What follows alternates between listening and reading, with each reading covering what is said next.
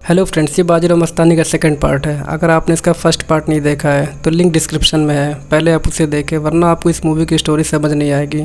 First part में हमने देखा था कि कैसे बाजीराव बुंदेलखंड के राजा छत्रसाल के महल को मंगस की फौज से बचाया था और बाजीराव से प्यार कर मस्तानी पुनः आ जाती है। नेक्स्ट सीन में काशी को बेटा होता है जिसे देख राव बहुत खुश होता है। तभी मस्तानी का सैनिक आता है और वो कहता है, श्रीमद मस्तानी साहिबा की हालत बहुत नाजुक है, ना कोई दाई माँ ना कोई वेद आने को तैयार है वहाँ, मुझे डर है कहीं कोई अनर्थ ना हो जाए। तो बाजीराव कहता है, कुछ नहीं होगा, जंगल में शेरनी जब बच्चे को जन्म देती है तो वहाँ कोई दाई माँ नहीं होती। तभी बाजीराव आता है और मस्तानी को हिम्मत देता है, मस्तानी सांस लो, एक योद्धा को जन्म दे रही हो, दर्द तो होगा ही। मस्तानी एक बेटे को जन्म देती है और इसका नाम कृष्णा रखती है। तो राव कहता है, जब हम उत्तर से लौटेंगे तो इसका नामकरण करेंगे। इधर काशी के बेटे का पूरी विधि से इसका नाम रघुनाथ पड़ता है। तभी यहाँ मस्तानी आती है बच्चों को आशीर्वाद देने, जिसे देख श्रीमंत यानी राव का भाई कहता है, पेशवा परिवार की खुशी में शामिल ही होना था तो केसरिया रंग का कपड़ा ले आती, सौगात में हरे रंग का विष लाने की क्या ज़रूरत थी। तो मस्तानी कहती है, ये सच है कि हर धर्म ने एक रंग को चुन लिया है, पर रंग का तो कोई धर्म नहीं होता। पर हाँ, कभी कभी इंसान का मन काला ज़रूर हो जाता है, जिससे रंग में भी धर्म दिखाई देता है। तो ब्राह्मण कृष्णा भट्ट कहते हैं, श्रीमंत आप किसके मुँह लग रहे हैं, ये दुर्गा और दरगाह की फ़र्क ही भूल गई है। तो मस्तानी कहती है, और आप शायद ये भूल गए हैं, उसी दुर्गा की मूर्ति को सजाते वक्त हरे रंग का जूड़ा, हरे रंग की चोली पहनाते हैं। दरगाह में बड़े बड़े पीर फकीरों के मज़ारों पर केसरिया रंग का चादर चढ़ाते हैं, तब तो रंग का ख्याल नहीं आता। मस्तानी थाली काशी के सामने रखकर चली जाती है। नेक्स्ट सीन में बाजीराव सारे ब्राह्मणों को बुलाकर अपने दूसरे बेटे कृष्णा का नामकरण करने को कहता है, पर कृष्णा भट्ट साफ मना कर देता है कि शास्त्र उसकी आज्ञा नहीं देता, क्योंकि उसके लिए माता पिता के हिंदू धर्म के अनुसार विवाह करना होता है। तो ठीक है, आप सब तैयारी कीजिए, हम मस्तानी से हिंदू धर्म के रीति रिवाज से शादी करने को तैयार हैं। पर कृष्णा भट्ट नहीं मानता, क्योंकि मस्तानी एक मुसलमान है। तो बाजीराव कहता है, आप माने ना माने मुझे उससे कोई फ़र्क नहीं पड़ता, आप उसे पिता का धर्म नहीं दे सकते। आज से वो अपने माँ के धर्मों का पालन करेगा और आज से वो कृष्णा नहीं शमशेर बहादुर कहलाएगा। ठीक है, आप सब लोग जा सकते हैं। इधर पेशवा मस्तानी के नाम पर 2 जागीरें लिख देता है, जिसे पढ़कर इसका भाई गुस्सा होता है कि ये ठीक नहीं है। तो चिंतामणि कहता है, आपके होते हुए उन्हें जागीरों की क्या ज़रूरत। तो राव कहता है, आप समझे नहीं श्रीमंत, हमारी हाजिरी में जो मस्तानी को चौखट से बाहर निकाल सकते हैं, हमारे मर जाने के बाद ना जाने क्या होगा। अब अपनों के भविष्य के बारे में तो सोचना पड़ता है ना। यहाँ पेशवा मस्तानी को अपने नए घर में लाता है, जिसका नाम मस्तानी महल रखता है। काशीबाई राव को याद करके रोती है। तभी रघुनाथ काशी का बेटा सातारा से वापस आता है और अपने माँ की आंखों में आंसू देखकर अपने पिता पेशवा को गलत सलत बोलता है, क्योंकि पूना से लेकर सातारा तक चारों ओर मस्तानी पेशवा की बातें होती है, जिसे सुनकर रघुनाथ अपने पिता से नफरत करता है, पर काशीबाई से समझाती है। शनिवार वाड़ा में आज पूजा होता है, तो एक ब्राह्मण काशी से कहता है, आज रात बहुत बड़ा अनर्थ होने वाला है, आरती के समय मस्तानी महल पर हमला होगा, मस्तानी की हत्या होगी, हो सके तो आप उसे बचा लीजिए। काशी पूजा में जाती है और इधर मस्तानी पर हमला होता है। मस्तानी शमशेर बहादुर को लेकर दुश्मनों से लड़ती है और फिर मस्तानी को तलवार लग जाती है। तभी बाजीराव आ जाता है और मस्तानी को बचा लेता है। जिस ब्राह्मण ने काशी को मस्तानी पर होने वाले हमले के बारे में बताया था, उसे कृष्ण भट्ट मार देता है। बाजीराव भट्ट से पूछता है, अब तुम इस पाप का प्रायश्चित कैसे करोगे। कैसा प्रायश्चित, कैसी सजा, जो धर्म के विरुद्ध जाएगा उसका यही परिणाम होगा। तकदीर तुम्हारी उस मस्तानी की जो बच गई, वरना धर्म के नाम पर उसके भी टुकड़े टुकड़े हो जाते। ये सुनते ही बाजीराव का खून खौल उठता है और भट्ट को मारने आगे बढ़ता है, पर माँ बीच में आकर इसे रोक लेती हैं। नेक्स्ट सीन में यहाँ पेशवा माँ पर गुस्सा होता है, आपने कृष्ण भट्ट को क्यों बचाया। तो श्रीमंत कहता है, आप माँ से ऐसे बात नहीं कर सकते और तू पेशवा से ऐसे बात कर सकता है। राव, ये आप नहीं, आपके सर चढ़ के बुंदेलखंड की सौगात बोल रही है। तो पेशवा गुस्से में कहता है, तुम्हारे सर पे ये जो पगड़ी है वो बुंदेलखंड की सौगात है, तुम्हारे गले में जो हार है ये भी बुंदेलखंड की सौगात है, नहीं मंजूर तो निकालो इसे। और पेशवा माँ से कहता है, बुंदेलखंड की सौगात चलेगी पर बेटी नहीं, मस्तानी रखेल बन के रहे चलेगी, पत्नी नहीं। पर याद रहे माँ साहब, बाजीराव ने मस्तानी से मोहब्बत की है, अय्याशी नहीं। कहाँ से लाती इतनी नफरत मस्तानी के लिए। तो माँ कहती हैं, सीधी बात है, पेशवाई के खून में किसी और के खून की मिलावट नहीं चलेगी। मुसलमानों से लड़ते हो और मुसलमान लड़की से प्यार कर बैठे हो। माँ, हमारी लड़ाई उनसे नहीं है, हमारी लड़ाई मुगल सल्तनत से है। बस मैं आखिरी बार पूछ रहा हूँ आपसे, बाजीराव पेशवा रहे तो मस्तानी के साथ रहे, वरना ना रहे। मंजूर है। पेशवा की ये बात माँ को मंजूर नहीं होता। तो बाजीराव पेशवा की गद्दी छोड़कर चला जाता है। इधर शनिवार वाड़ा में आज एक रस्म होता है जिसमें सुहागन औरतें एक दूसरे को हल्दी कुमकुम लगाती हैं। तो काशी मस्तानी के पास आती है, जिसे देख मस्तानी बहुत खुश होती है। तो काशी कहती है हम पेशवा की बिहाती पत्नी है काशी बाजीराव बल्लाड़।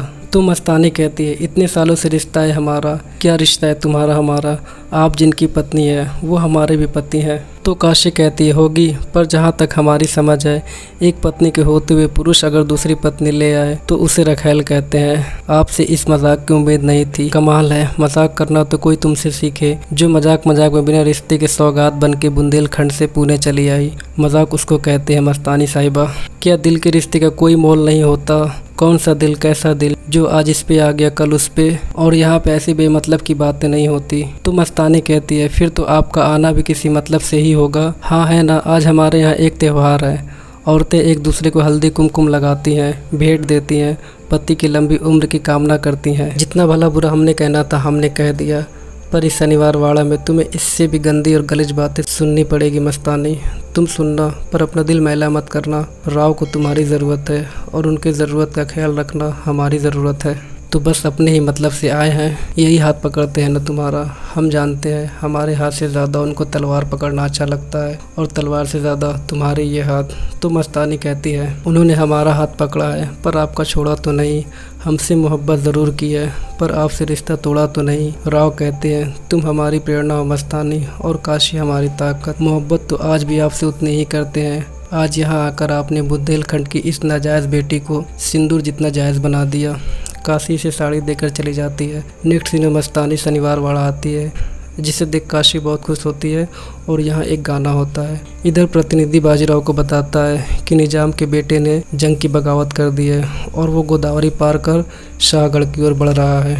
ये लड़ाई जीतना बहुत ज़रूरी है हमें। तो बाजीराव कहता है मैं क्या करूं, अब मैं पेशवा नहीं हूं, पर आप हमारे सेनापति तो हैं, अब हम सेनापति भी नहीं रहे। तो प्रतिनिधि बाजीराव को याद दिलाता है कि जब आप घोड़ा चलाना सीखते थे तब हम भी आपके साथ दौड़ते थे, जितना पसीना आपके घोड़े ने बहाया उतना हमने भी। ये मला राव कितनी जंगी लड़ी है आपके साथ, कितने घाव झेले सिर्फ आपकी जीत के लिए। सेनापति ऐसे ही नहीं बनते श्रीमंत, और आज जब दुश्मन दरवाजे पर दस्तक दे रहा है तो कितनी आसानी से आपने कह दिया कि हम सेनापति नहीं रहे। तो बाजीराव कहता है मैंने मस्तानी को दिल जरूर दिया है पर सासे हमेशा वतन के नाम दी थी। अगर जीत का भगवा एक और बार लहराता है ना तो उस पे 1000 मस्तानी कुर्बान। ऐलान कर दो पूरी पेशवाई में, मांडवा के दिन बाजीराव युद्ध पर निकलेंगे। इधर बाजीराव काशी के पास आता है तो काशी कहती है आपने आने की खबर नहीं दी। खबर क्या देना हमें, आप इतने दिनों से आए नहीं। जग में खो जाने वाले तो कभी कभी मिल भी जाते हैं, लेकिन जो अपने ही घर के आंगन में खो जाए वो इतनी आसानी से नहीं मिलते। हम युद्ध पर जा रहे हैं, आरती नहीं उतारोगी? तुम घर की बड़ी बहू हो। हाँ, साज और श्रृंगार से तो लगते ही हैं। हमने तुम्हें अकेला कर दिया ना काशी। अकेला कहाँ श्रीमंत, दिन भर इस शनिवार वाड़ा के काम को संभालते हैं और शाम को राघोबा को लेकर कीर्तन सुनने जाते हैं। कल तो स्वामी जी बहुत अच्छी अच्छी बात सुना रहे थे। स्वामी जी बता रहे थे कृष्णा और रुक्मणी का संवाद चल रहा था। रुक्मणी ने कृष्णा से कहा प्यार तो हमने भी तुमसे किया था, फिर भी ऐसा क्यों लगता है? तुम्हारी पत्नी ना होकर तुम्हारी प्रेमिका हो तो बड़ा अच्छा होता। क्यों? रुक्मणी ने कहा पति पत्नी का रिश्ता चाहे जितना भी गहरा क्यों ना हो, लोग तो प्रेमिका को ही याद रखते हैं।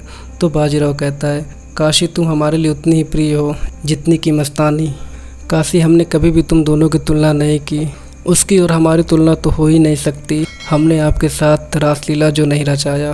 तुम्हें हमसे मस्तानी से काफ़ी शिकायतें होगी। तो काशी कहती है पराए लोगों से क्या शिकायत करना, घाव तो अपनों के ज़्यादा चुभते हैं। अफसोस तो एक ही बात का है श्रीमंत, आप हमसे हमारी ज़िंदगी मांग लेते, हम खुशी खुशी दे देते हैं, पर आपने तो हमारा गुरूर ही छीन लिया। काशी हमारी वजह से तुमको बहुत दुख पहुंचा है, तो जो भी सज़ा देना चाहो हम हंसते हुए ले लेंगे। तो काशी कहती है सज़ा नहीं, आज हम आपको खुशी देंगे। आज के बाद आप इस कमरे में फिर कभी नहीं आएंगे। तुम जानती हो तुम क्या कह रही हो। जिस दिन से पेशवाई की बहू बन के आए थे आपकी खुशी की कस्में खाए थे, बस उसे ही निभा रहे हैं। बाजीराव 2 आंसू बहाकर चला जाता है और मस्तानी के पास आता है। मस्तानी से विजय तिलक लगाती है। तो राव कहता है हमारे जाने का वक्त आ गया मस्तानी साहिबा, हम फिर मिलने का इंतज़ार करेंगे। अब हम उस दिन मिलेंगे जिस दिन आसमान में डूबता हुआ सूरज होगा और खिलता हुआ चांद। उस दिन आसमान अपना रंग बदलेगा, अरमानों की आंधी चलेगी, गरजते हुए बादल होंगे, सूखे पत्तों की सरसराहट होगी और बेवक्त की बारिश। ना तो हमारे बीच मज़हब की बेड़ियाँ होगी, ना रिश्तों का बंधन, होगी तो बस एक आग मोहब्बत की। उस दिन हम हमेशा के लिए एक हो जाएंगे। मस्तानी भी हंसकर हाँ कहती है। बाजीराव को जाते इधर राधाबाई रघुनाथ से मस्तानी को कैद करने को कहती है और रघु मस्तानी शमशेर दोनों को बंदी बनाकर एक काल कोठरी में बंद कर देता है। इधर श्रीमंत पेशवा से हमला की रणनीति बनाता है कि तभी सैनिक आकर बताता है श्रीमंत नाना साहब ने मस्तानी साहिबा को कैद कर लिया है। ये सुनते ही बाजीराव आग बबूला हो जाता है और अकेले ही जंग पर निकल जाता है। बाजीराव को अकेले आता देख नासिर चौंक जाता है और इस पर हमला करवाता है। बाजीराव तो बाजीराव ही है, उसने अपने दोनों हाथों से तलवार कुछ यूं चलाया कि दुश्मनों की तीरें छू भी नहीं पाई। तो इधर रघु मस्तानी को बुंदेलखंड वापस जाने को बोलता है। तो मस्तानी कहती है अगर जाना ही होता तो बेड़ियाँ को पहनते। मस्तानी साहिबा, इंसान जितना सह सकता है उससे कहीं ज़्यादा नफरत करते हैं हम आपसे। तुम अपनी नफरत से हमारी मोहब्बत के इतिहास लिख रहे हो। तो रघुनाथ सैनिकों से बच्चों को उठाने को बोलता है। तो मस्तानी कहती है उठाने की ज़रूरत नहीं है, बाजीराव का बेटा है, अपने पैरों पर चल के जाएगा। शमशेर बहादुर योद्धा कौन जो किसी से नहीं डरता, खुद पे भरोसा मतलब जीत का पैगाम और डर हार का दूसरा नाम। कैसे योद्धा बनोगे तुम पेशवा बाजीराव बल्लाड़ जैसा। खुदा हाफिज़। और रघुनाथ शमशेर को लेकर चला जाता है। इधर बाजीराव जंग जीत जाता है तो श्रीमंत कहता है बधाई हो राव, नासिर ने हथियार डाल दिए, मराठाओं की एक और जीत हुई। तो बाजीराव कहता है और हमारी हार, एक और जंग का ऐलान कर दो, अगली चढ़ाई पूना पर करेंगे, हम मस्तानी को रिहा कराने जाएंगे। पेशवाई से युद्ध करोगे, ये क्या अनर्थ सोच रहे हो। उस मस्तानी के लिए आप अपने परिवार करेंगे और मारेंगे किसे, माँ साहब को, काशी को या अपने बेटे को। ये सुनकर बाजीराव गिर जाता है। तो इधर मस्तानी को बाजीराव का एहसास होता है। राव की तबीयत बहुत ख़राब हो जाती है जिससे वैद भी समझ नहीं पाता। तो वैद कहता है पेशवा की बीमारी हमारी समझ के बाहर है, अगर बुखार सर पे चढ़ गया तो बहुत मुश्किल होगी। माँ साहब और काशी को बुलाने का समय आ गया है, अपनों में रहेंगे तो शायद ठीक भी हो जाए। माँ राव के पास आती है और काशी को आते देख राव को लगता है मस्तानी आ गई। तो वो काशी से पूछता है मस्तानी शमशेर कैसा है। अच्छा है। और काशी, वो भी ठीक है। पेशवा की यह हालत देखकर काशी माँ से मस्तानी को यहाँ बुलाने को कहती है पर माँ नहीं मानती। तो काशी कहती है अब वही है जो राव को बचा सकती है। तो माँ कहती है हम उसे नहीं बुला सकते और हम राव को हारते हुए नहीं देख सकते। इतिहास हमेशा यही कहेगा पेशवा बाजीराव ने जिंदगी की हर जंग को जीत लिया पर अपने परिवार के सामने हार गया। तो माँ कहती है उस मस्तानी को पेशवाई में कोई हक नहीं मिल सकता, हम अपना हक मांग रहे हैं पेशवेंट भाई के नाते। माँ मान जाती हैं और काशी सैनिक के हाथों संदेशा भिजवाती है कि संदेशा मिलते ही मस्तानी को यहाँ लाया जाए, पर रघुनाथ इस संदेशा को जला देता है। और इधर राव को एहसास होता है कि शनिवार वाड़ा जल रहा है। काशी से समझाती है तो राव कहता है दुश्मन देखो उधर दुश्मन। मस्तानी को रिया इतना कहकर राव समुद्र की ओर जाता है। और इधर मस्तानी को राव की कई बातें याद आती है कि अब हम उस दिन मिलेंगे जिस दिन आसमान में डूबता हुआ सूरज होगा और खिलता हुआ चांद। मस्तानी को ये दोनों दिखाई देते हैं। और इधर पेशवा जिसे ऐसा लगता है दुश्मन आ रहे हैं तो ये उन्हें रोकता है, जिसे देख काशी बहुत रोती है।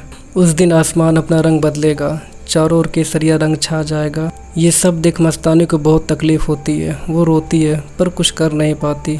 अरमानों की आंधी चलेगी, गरजते हुए बादल होंगे, सूखे पत्तों की सरसराहट होगी और बेवक्त की बारिश। ना तो हमारे बीच मज़हब की बेड़ियाँ होगी, ना रिश्तों के बंधन, होगी तो बस एक आग मोहब्बत की। उस दिन हम हमेशा के लिए एक हो जाएंगे। और बाजीराव मर जाता है। इधर मस्तानी भी मर जाती है। हमारे दिल एक साथ धड़कते हैं मस्तानी, और एक साथ रुकते भी हैं। उस दिन अपनी बेरहमी पे सबसे ज़्यादा वक्त रोया था। मोहब्बत के आसमान ने अपनी दो सितारों को जो खोया था। कहते हैं टूटे हुए सितारों को देख लो तो तमन्नाएं पूरी हो जाती है। ये दो सितारे खुद अपनी तमन्ना के लिए टूटे थे। शायद यही समझाने आए थे दुनिया में। हर धर्म मोहब्बत सिखाता है, पर मोहब्बत का तो कोई धर्म ही नहीं होता, वो खुद अपने आप में एक धर्म है। सो फ्रेंड, कैसी लगी आपको ये वीडियो हमें कमेंट करके बताएं। अगर आपने हमारे चैनल को सब्सक्राइब नहीं किया है तो प्लीज़ चैनल को सब्सक्राइब कर लें। एक वीडियो बनाने में हमें बहुत मेहनत करनी पड़ती है और बदले में आपसे सिर्फ एक सब्सक्राइब और लाइक की तमन्नाएं रखते हैं। तो प्लीज़ फ्रेंड, वीडियो को लाइक शेयर कमेंट करना ना भूलें। मिलते हैं नेक्स्ट वीडियो में। Thank you friends.